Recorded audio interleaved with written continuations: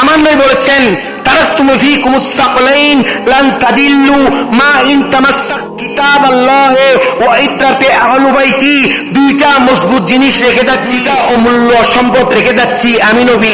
সাহাবাকে রেখে যাচ্ছি বলে নেই, তাবিনকে রেখে যাচ্ছি বলে নেই, কারণ সাহাবা, তাবিন, তবে তাবিন, আইম্মায়ে মুজতাহিদিন এগুলা দেখার সাথে সম্পৃক্ত। আমার নবী বলেছেন একটা বড় মজবুত জিনিস রেখে যাচ্ছি, ভারী জিনিস। একটা হচ্ছে কিতাবুল্লাহ, আল্লাহর কিতাব, আর একটা হচ্ছে ওয়া ইত্রাতি খারাবাতি ওয়া ইত্রাতি আহলি বাইতি, আমি নবীর পরিবারকে আমি রেখে যাচ্ছি।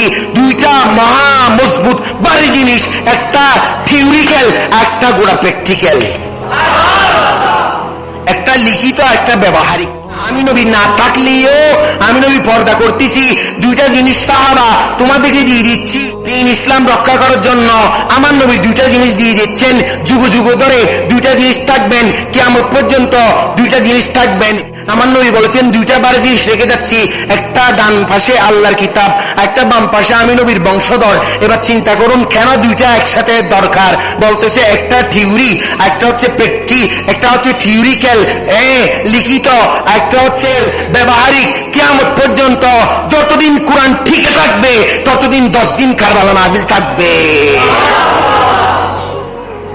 10 দিন কারবালা মাহফিল থাকবে, ইমাম হুসেনের স্মরণ থাকবে। হ্যাঁ, ইমামে হুসেনের স্মরণ সেই সময় বন্ধ হবে যে সময় আমাদের এই পৃথিবী থেকে কোরআন বিলুপ্ত হয়ে যাবে, ঠিক কি না?